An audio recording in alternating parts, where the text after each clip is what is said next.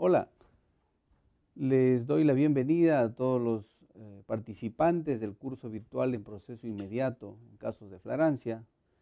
y los invito a participar de este tercer módulo que está incluyendo el tema específico casos exceptuados del proceso inmediato. Mi nombre es Marco Antonio Angulo Morales, soy juez superior titular de la Corte Superior de Justicia de Lima Sur. Y conforme ya hemos venido conversando anteriormente, en esta oportunidad trataremos un aspecto importante de la estructura del proceso inmediato que desarrolla cuáles son esos casos exceptuados del proceso inmediato y en qué medida el ente jurisdiccional no está obligado a tomar en cuenta en base pues obviamente a las circunstancias y a la forma en que se han producido los hechos y también las circunstancias que se van a poner de manifiesto ante el ente jurisdiccional para determinar que, en resumidas cuentas, no corresponde conocer determinado proceso penal mediando esta herramienta procesal que está desarrollada por el Decreto Legislativo 1194. El proceso inmediato o proceso especial, como ya lo hemos venido comentando, amerita un abreviamiento del proceso al no desarrollarse las fases de investigación preparatoria e intermedia, siendo el fiscal quien solicita el trámite del mismo en caso se configure un hecho de flagrancia delictiva, la confesión del imputado o la evidencia de la comisión del delito. Los dos módulos anteriores han tratado aspectos fundamentales del proceso inmediato y también la estructuración del proceso inmediato, pudiendo advertirse con claridad cuáles son las características de este proceso inmediato, por qué es que el Estado, con el impulso del Poder Judicial, ahora en la persona del doctor Víctor Ticona Postigo y también del coordinador nacional, el doctor Bonifacio Meneses González, se ha procurado una difusión de tal medida que los alcances de este cuerpo normativo, de esta herramienta procesal sea conocida, no solamente por quienes nos encontramos abocados a la impartición de justicia, sino también por la colectividad en general. Esto porque se debe tener en claro que el proceso inmediato busca resolver de manera rápida, pero también eficaz, la pretensión de las partes cuando ha ocurrido, ha acontecido la comisión de un delito y que esto se ha producido obviamente en flagrancia delictiva, como se ha explicado minuciosamente en el módulo 2. La simplificación y celeridad del proceso en aquellos casos en el que el fiscal requiere la incoación del proceso inmediato es porque sencillamente no existe la necesidad de realizar mayores actos de investigación y obviamente la utilización de mayor tiempo que necesariamente convoque al ente jurisdiccional y a los fiscales y también a los defensores técnicos de los imputados y a las otras partes convocadas para el debido proceso para que se lleven a cabo otras actuaciones de orden procesal para que finalmente, mediando el juicio oral, se pueda determinar si en efecto el imputado, el investigado, es responsable de la imputación realizada por el fiscal. Entonces, si tenemos bien en claro que existen procesos judiciales que deben ser sometidos al ente jurisdiccional, mediando obviamente al requerimiento fiscal, con la utilización de la herramienta procesal contenida en el Decreto Legislativo 1194 para procesos inmediatos, es necesario conocer cuáles son esos casos exceptuados del proceso inmediato. Y la forma de conocer cuándo y en qué medida los procesos o los casos van a tener que exceptuarse del proceso inmediato están básicamente asociados a la necesidad de determinar si existe complejidad o no en la forma, modo y circunstancias en que se han producido los hechos, aún mediando flagrancia delictiva. Entonces, bajo este criterio,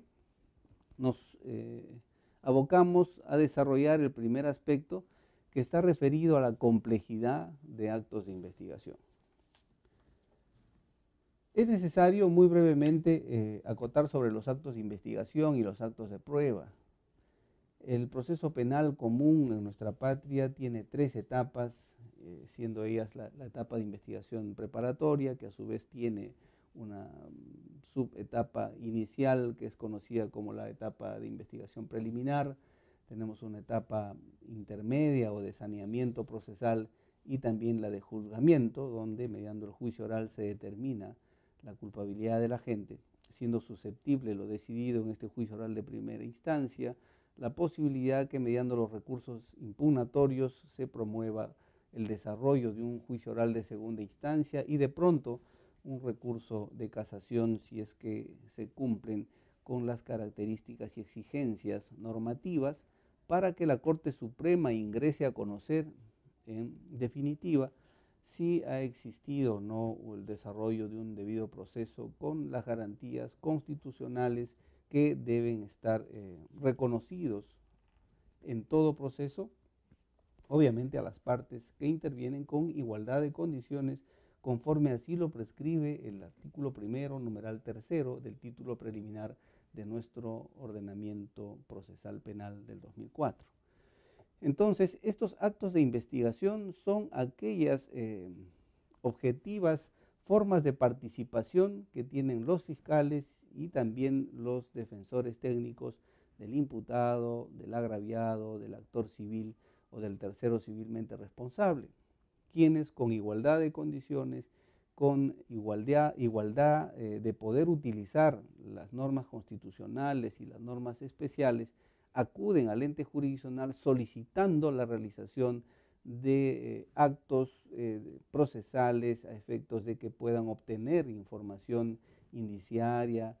evidencias que favorezcan sus teorías jurídicas, esto es, del Ministerio Público asociados a la imputación, es decir, a la vinculación del agente que cometió el delito con los hechos que considere el fiscal han violentado un bien jurídico protegido por la Constitución,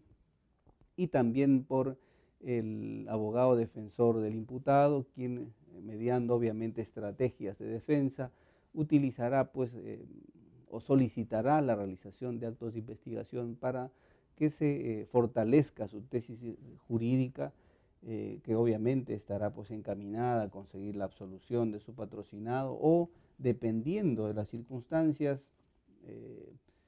comunicará a su patrocinado que es mejor acogerse a una salida alternativa, esto es una terminación anticipada, al principio de oportunidad, a efectos de que la pena le sea más benigna. Mientras que los actos de prueba ya no son aquellos actos procesales realizados en esta fase procesal, sino aquellos que ya se realizan en la etapa estelar del proceso, esto es en el juicio oral. Entonces, teniendo en cuenta esta pequeña diferencia entre lo que vienen a ser los actos de investigación y los actos de prueba, entendemos que cuando existe complejidad en la obtención y realización, obviamente, de estos actos de investigación en la primera fase del proceso, debe entenderse que no es posible incoar un proceso inmediato, porque sencillamente existe la necesidad de una realización de una cantidad significativa de estos actos de investigación para que la información indiciaria que se obtenga pueda convertirse, pasando la etapa de saneamiento, en medio probatorio que deberá actuarse necesariamente en el juicio oral, y esta a su vez sea sometida a la valoración y legitimación correspondiente en el juicio oral. Si esto es así, no es posible que se produzca la materialización de un proceso inmediato. Contrariamente a ello, sí será factible utilizar esta herramienta procesal cuando no hayan mayores actos de investigación que realizarse para que se pueda vincular al sujeto activo con los hechos que se le atribuyen. Un caso recurrente y que se está presentando permanentemente en las sedes jurisdiccionales del país es la que está asociada al robo agravado, que frecuentemente realizan personas apoderándose de celulares, apropiándose de bienes, carteras, billeteras de los transeúntes. Y al momento de este apoderamiento ilícito, es que son observados por personal policial o con la contribución de personal de Serenazgo, Seguridad Ciudadana o de la población que ha sido testigo de ese acontecimiento, de tal manera que proceden a aprehender al sujeto que realizó este acto delictivo. En esas circunstancias es que podría presentarse con claridad y objetividad la intervención policial o de seguridad ciudadana, el colectivo común. De pronto podríamos contar con el registro personal en el cual se advierta que los bienes sustraídos en efecto se encontraban en poder del aprehendido. Además, el testimonio de algunos testigos que vieron que efectivamente se produjo este acontecimiento y que la policía capturó al sujeto cuando emprendía la fuga. Además de ello, podríamos contar con un reconocimiento del agraviado hacia la persona, expresando en dicha acta de reconocimiento las características personales y que en efecto coinciden con la persona que fue aprehendida. Estos actos de investigación o estos actos que desde ya reflejan una información indiciaria, se considera que son suficientes para que pueda incoarse un proceso inmediato. Lo contrario sería la participación criminal de una banda organizada que mediando un determinado tiempo y una determinada forma de participación delictiva, se organizan de manera estructurada, otorgándole a cada participante un rol definido para la realización de actividades delictivas, no necesariamente asociadas al apoderamiento de una cartera o de una billetera, ¿no es cierto? Entonces, cuando existan estas circunstancias y se pueda advertir una pluralidad de personas que participan o van a participar en este evento delictivo, el proceso va a empezar a revestir complejidad, porque vamos notando que ya no es una sola persona la que realiza el acto delictivo, sino es una organización criminal que amerita un tratamiento judicial y de investigación distintos. Ante esta situación es obvio que se va a requerir la realización de otros actos de investigación. Esto porque, como vamos comentando, vamos a observar una pluralidad de imputados. Y para un proceso inmediato, si es que existe una pluralidad de imputados, todos tienen que estar bajo los supuestos de flagrancia y a todos esos miembros que fueron aprehendidos, supongamos que el robo de la billetera se ha producido mediante la intervención de 2 o 3 personas,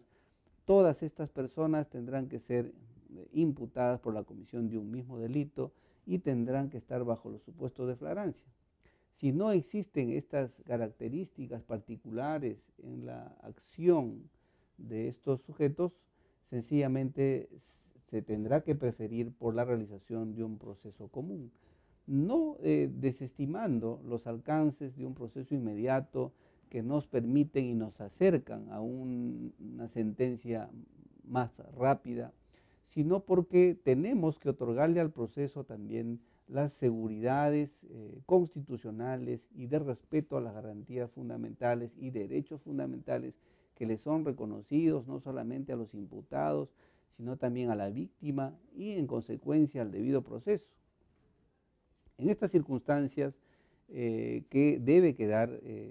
sentado y establecido que los procesos inmediatos han sido instituidos y han sido puestos en vigencia con la finalidad de que se conozcan bajo sus alcances aquellas conductas omisivas, comisivas o de comisión por omisión que no requieren actos de investigación complejos. Y la complejidad justamente es determinada por quien se encuentra encargado de la investigación del delito. El responsable y el titular del ejercicio público de la acción penal, que viene a ser el fiscal. Es el fiscal que deberá tener la responsabilidad de determinar si el proceso que está bajo su dirección, bajo su investigación, en efecto es complejo o no. De serlo así, obviamente no estará dentro de sus posibilidades constitucionales de solicitar la incoación del proceso inmediato. Es por ello que con el acuerdo plenario 2 del 2016 que sugiero sea revisada minuciosamente y en su integridad, porque los jueces de la Corte Suprema, mediando esta decisión plenaria, han realizado un estudio minucioso, un estudio muy técnico y profesional que nos permite desarrollar este instrumento procesal de la mejor manera y obviamente aplicarlo sin que existan atisbos de duda en lo que significa la interpretación de este cuerpo normativo. Se observa también en este acuerdo plenario aspectos asociados a la exclusión o a los casos exceptuados del proceso inmediato, y existe una posición interesante que plantea la necesidad de incorporar ciertos delitos para que estos sean sometidos al proceso inmediato. En una visita a Ecuador realizada por los jueces que integramos el equipo técnico de implementación del Código Procesal Penal del 2004 y con el equipo de formadores, hemos podido observar que Ecuador, siendo un referente en lo que vienen a ser los procesos directos para su país y que para el nuestro significan ser los procesos inmediatos, se ha consignado un límite para la aplicación de este proceso directo, y ese límite está vinculado a la pena conminada para los tipos legales que ellos consideran que no resultan ser graves y cuya pena tiene como máximo, límite máximo, los 5 años de pena privativa de libertad. En ese contexto, consideramos también que resultaría necesario para nuestro país establecer, así como se han establecido las penas conminadas que deben tomarse en cuenta para la interposición del recurso de casación, para la aplicación de las medidas de coerción personal, como lo es la prisión preventiva, esto es 6 años y 4 años respectivamente, se considere un límite en las penas conminadas para los tipos legales que son susceptibles de aplicárseles el proceso inmediato. Esto es el decreto legislativo 1194, y que, como lo sugiere el maestro Salas Arenas, podría ser de 6 años de pena privativa de libertad. Esta posibilidad ya queda en manos del ente gubernamental, de los señores legisladores, quienes deberán realizar también un estudio sobre la necesidad de ir realizando algunas modificaciones en la norma, porque toda norma es perfectible y debe acomodarse a las realidades sociales y a la evolución de la norma procesal y también de la colectividad, a efectos de que ésta sea perfectible y sea aplicada de mejor manera por quienes estamos a cargo de esta noble, difícil y delicada tarea de impartir justicia. También existe un aspecto importante en lo que significa la naturaleza de los delitos, por ejemplo, los de omisión a la asistencia familiar y los de conducción en estado de ebriedad, considerándose que estos delitos, como asuntos relativos a la seguridad ciudadana, no tendrían mucha vinculación, por decirlo así. Sin embargo, Creemos también que el proceso inmediato no solamente debe buscar esa lucha frontal contra la criminalidad, en búsqueda de una seguridad ciudadana, pues que nos dé esa tranquilidad real y objetiva, sino también el de buscar que en todos los procesos en los cuales es posible realizar un proceso rápido y eficaz, se puedan tomar en cuenta delitos que no necesariamente pues tengan que ver con lo que es la participación de sujetos activos asociados a los delitos de robo, a los delitos de hurto o otros delitos u otros delitos en los cuales, mediando la forma, modo y circunstancias, repito, es factible aplicar los alcances de este proceso inmediato. También tenemos que observar la pluralidad de delitos al momento de que pueda determinarse si es posible o no llevar a cabo un proceso inmediato. Porque si se ha aprendido a un sujeto, aún en flagrancia delictiva, que como consecuencia de su actuar está violentando muchos bienes jurídicos tutelados y no le es posible imputarle un solo delito, obviamente los actos de investigación que deben realizarse para la obtención de información necesaria y suficiente que lo vincule con esos delitos que van a ser parte de la imputación fiscal, que repito, es trabajo del Ministerio Público. Los jueces ya no podemos realizar acciones de investigación en un proceso penal. Esto se le ha encargado al Ministerio Público. Ahora debe tomarse en cuenta este aspecto como medular para que se considere o no la realización de un proceso inmediato. Y si es así, si existe una pluralidad de delitos imputables a un sujeto activo o una pluralidad de agentes, debe preferirse el proceso común. También un aspecto importante para la exclusión de casos sometidos al proceso inmediato está asociado a la complejidad de pericias. Conforme al acuerdo plenario que venimos haciendo mención, la prueba pericial es fundamental para la acreditación de numerosos delitos. La necesidad de la pericia deriva del aporte de conocimientos especializados, científicos, técnicos, para facilitar la percepción y la apreciación de los hechos de la causa. En este contexto, tanto en el delito común, que podría ser, o cualquier otro delito contenido en el catálogo del Código Penal,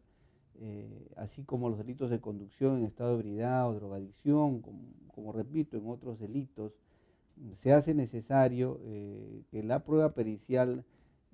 esté presente en tanto prueba fundamental para su definitiva comprobación o en todo caso para su consolidación probatoria. Un caso evidente es el que hemos estado mencionando con relación al robo agravado de una cartera o de un bien perteneciente a un transeúnte, y en los otros casos, por ejemplo, en los de tenencia ilegal de arma de fuego, si bien es verdad,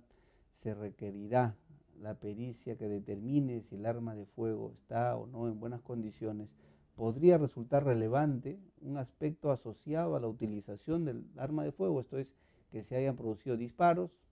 y que certifiquen prima facie que en efecto el arma de fuego que se le incautó al sujeto activo se encuentra en buenas condiciones, en buen estado, y es utilizable, de tal manera que aún con la necesidad de realizarse pericias especiales sobre el arma de fuego, ya se podría ingresar a la esfera de la realización del proceso inmediato. El fiscal, desde esta perspectiva, instará que el informe pericial, que es el segundo elemento de la actividad pericial, corre en autos al momento del requerimiento de incoación del proceso inmediato.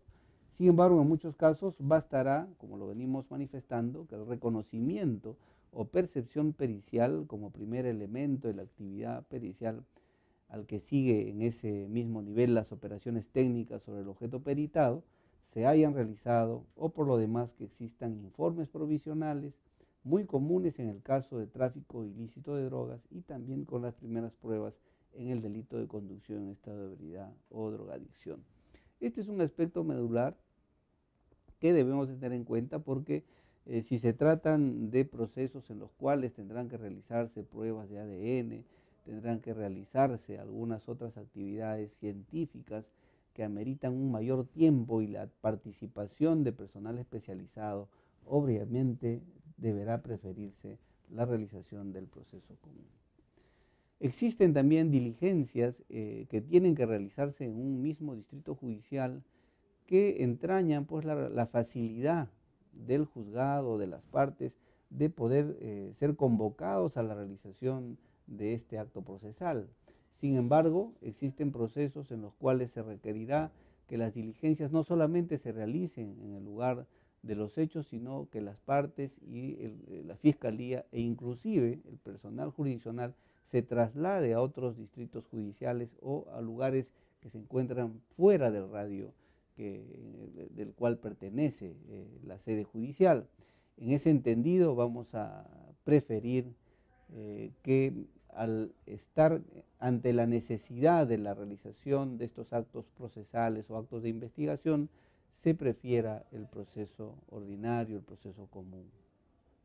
Finalmente, un aspecto que también es importante es el de la revisión de gestión de personas jurídicas o entidades públicas. Esto es,